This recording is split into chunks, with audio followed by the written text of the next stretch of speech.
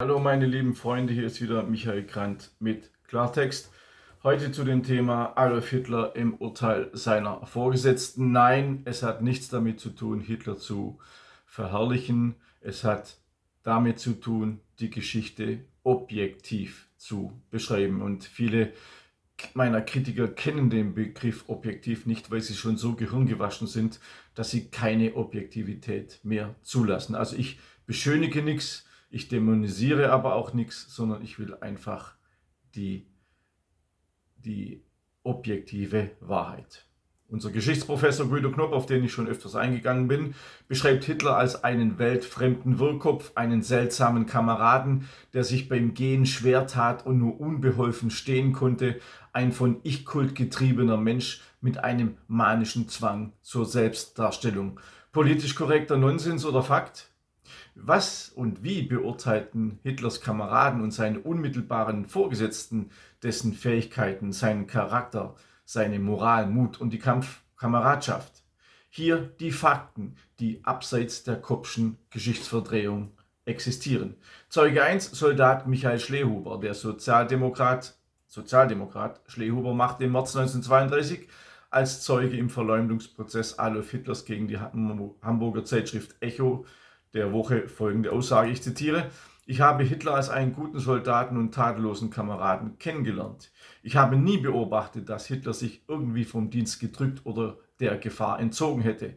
Ich war vom Aufmarsch bis zum Heimmarsch innerhalb der Division und habe später bis zum Schluss nie etwas Nachteiliges über Hitler gehört. Ich stehe Hitler politisch vollkommen fern und gebe dieses Urteil nur ab, weil ich Hitler als Kriegskameraden hochschätze. Zitat Ende. Zeuge 2, Feldwebel Max Ammann. Ammann, der als Feldwebel im Ersten Weltkrieg Hitlers Vorgesetzter gewesen war, berichtete, ich zitiere: Er, also Hitler, war immer dienstbereit. Wir waren immer 3 Tage im Gefechtsstand und 3 Tage in Ruhe, und wenn wir im Gefechtsstand waren, mussten die taktischen Befehle sofort expediert werden. Wenn ich da war, auch nachts um 3 Uhr, hineinkam, lagen ständig ein paar Ordonnanzen bereits und ich rief: Ordonnanz! Hat sich keiner gerührt. Nur Hitler ist aufgesprungen, wenn ich sagte: Immer Sie. Hat er dann gesagt: Lassen Sie die anderen schlafen, mir macht es nichts aus. Das Schanzzeug hat er noch umgehängt gehabt, obwohl wir es schon längst weggeworfen hatten. Er war ein guter und eifriger Soldat und hat sich nie vorgedrängt. Und weiter: Hitler war mutig und widerstand Belastungen gut. Zitat Ende. Zeuge 3, Oberstleutnant Wilhelm Karl Eugen Maximilian von Ballingant. Der spätere Regimentskommandeur Oberstleutnant von Ballingant sagte als Zeuge vor dem Volksgericht München I aus, weil Hitler in einem Zeitungsartikel fälschlicherweise der Drückebergerei bezichtigt wurde. Ich zitiere: Es ist nicht wahr, dass Hitler sich hinten beim Regimentsstab einen Druckposten gesichert hatte. Wenn alle Inhaber solcher Druckposten bei den Stäben so tapfer gewesen wären wie Hitler es war, dann wäre in den Schützengräben nie ein Hass gegen die Stäbe aufgekommen. Zitat Ende. Zeuge 4, Regimentsadjutant Leutnant Fritz Wiedemann. Wiedemann, der im Nürnberger Prozess später sogar als Zeuge für die Amerikaner aussagte, schilderte Hitler so, ich zitiere: Niemand, der ihn genauer kennt, wird ihm Mut absprechen. Er hat sich im Felde als tapferer, besonders verlässlicher Meldegänger erwiesen, der das EK1 wirklich verdient hat und auch mehrfach dazu vorgeschlagen war, bevor er es bekommen hat. Er war das Muster des unbekannten Soldaten, der still und ruhig seine Pflicht hat. Seine späteren Gegner haben ihm alles Mögliche vorgeworfen. Er habe sich durch sein Kommando beim Regimentsstab vom Frontdienst gedrückt und auch nie das EK1 erhalten. Beides ist unrichtig. Solange er beim Stab war, also von Anfang bis Ende des Krieges, erwies er sich als tapfer und zuverlässig, und das EK1 hat er zu Recht erhalten. Zitat Ende. Zeuge 5, Generalmajor Friedrich Petz. Der spätere Generalmajor AD und damalige Regimentskommandeur Friedrich Petz schrieb im Februar 1922, ich zitiere: Hitler war ein äußerst fleißiger, williger, gewissenhafter und pflichtgetreuer Soldat, dabei unbedingt zuverlässig und seinen Vorgesetzten treu ergeben. Er zeigte sich geistig sehr geweckt und körperlich frisch, gewandt und ausdauernd. Besonders hervorzuheben ist sein persönlicher Schneid und der rückhaltslose Mut, mit dem er in gefährlichen Lagen und im Gefecht allen Gefahren entgegenzutreten bereit war. Niemals hat ihn seine eiserne Ruhe und Kaltblütigkeit verlassen. Wenn die Lage am gefährlichsten war, hat er sich freiwillig zu Ordonnanzgängen in die vorderste Linie gemeldet und sie mit bestem Erfolge durchgeführt. Zitat Ende. Zeuge 6. Major Freiherr von Anton von Tubeuf.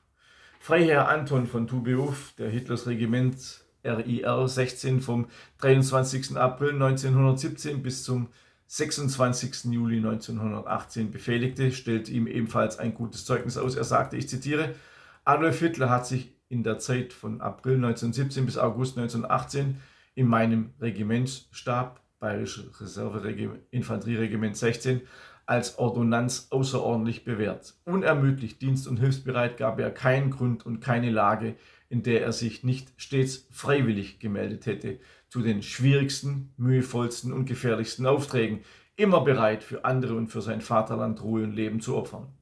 Er ist mir von den Mannschaften aber auch menschlich am meisten nahegekommen. Und ich freute mich im Privatgespräch über seine von hervorragender Vaterlandsliebe und anständigster, ehrbarster Gesinnung zeugenden Ansichten.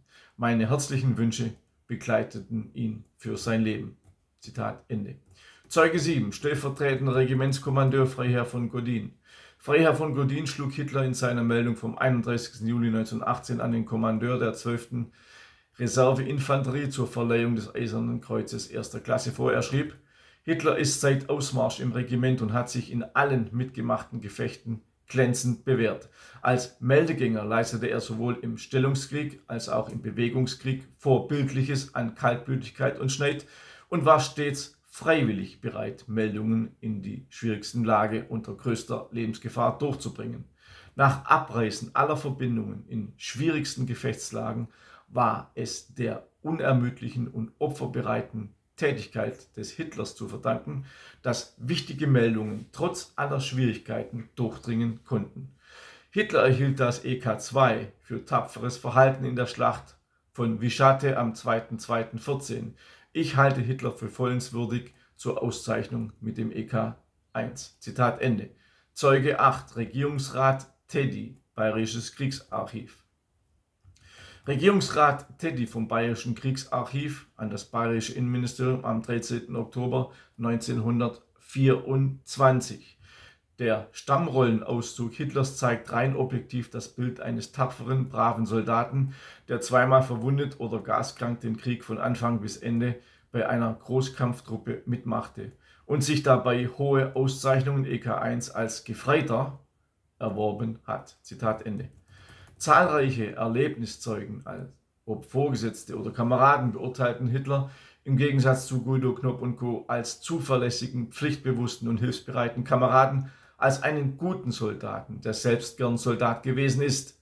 Der Anti-Mainstream-Historiker Werner Maaßer resümierte, Hitler war während des Ersten Weltkrieges ein tapferer, umsichtiger und kameradschaftlicher Soldat, der an rund 50 Schlachten und Gefechten teilnahm. Zitat Ende.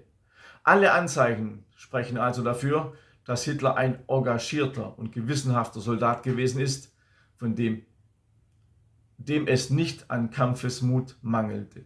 Seine Kameraden, vor allem die Gruppe der Meldegänger, zollten ihm Respekt und mochten ihn, auch seine Vorgesetzten achteten ihn. Er ordnete sich ohne Widerspruch unter und gab sich selbstlos für seine Kameraden hin, und die meisten Zeugenaussagen waren in der Zeit bevor Hitler Reichskanzler war, weil viele ja sagen, ja, das mussten sie ja dann sagen danach, damit sie von Hitler nicht verfolgt wurden, blablabla. Nein, diese Aussagen, ich habe euch die Jahreszahlen gesagt, sind alle aus den 20er Jahren und eine von dem Jahr 1932, also als Hitler noch gar kein Reichskanzler war. Ich frage also, was nun, Herr Knopp? Ihr seht also, wie man Geschichte verdrehen kann, manipulieren kann, wenn man ganze Dinge überhaupt nicht aufführt, wenn man sie verschweigt, wenn man nur Teile daraus nimmt und so weiter und so fort. So wird Geschichte manipuliert von unseren deutschen Nestbeschmutzer-Historikern, und ich stelle das in meiner Buchreihe, bisher 6 Bände, Adolf Hitler, eine Korrektur, klar. Also eine Korrektur heißt nicht Verherrlichung, eine Korrektur heißt Objektivierung. Noch einmal, kennt ihr den Unterschied, Schwurbler? Kennt ihr den? Ich glaube nicht, weil in den Kommentaren sehe ich immer wieder, dass ihr das überhaupt nicht versteht, dass ihr nicht die Intelligenz dazu habt, zu unterscheiden zwischen Verherrlichung und Objektivierung. In diesem Zusammenhang muss ich natürlich auch auf mein neues Buch aufmerksam machen, Deutschland muss vernichtet werden, das die Schwurbler ebenso auf die Palme bringt, und zwar Völkermord, Vertreibung und Zersetzung des deutschen Volkes 1914 bis heute. Es geht in diesem Buch um deutsche Opfer der alliierten Massenmörder, und das Wort alliierte Massenmörder ist ja schon, da drehen ja schon die Schwurbler total durch. Ja, es waren Massenmörder, die Millionen Deutsche getötet haben. Hier sind alle Massaker aufgeführt, auch in einer Liste alle Totenzahlen. Das geht bis heute, weil ab 2015, deshalb ist auch Merkel auf dem Titelbild, wurde unsere Grenze geöffnet und es wurde Kriminalität importiert. Alles in diesem Buch, alle Quellen in diesem Buch. Abonniert mich auch auf Telegram und meinen kostenlosen Newsletter. Jede Woche ein neuer Artikel, der kostenlos ist für euch. Ich wünsche euch alles Gute, bis zum nächsten Mal, euer Michael Gratt.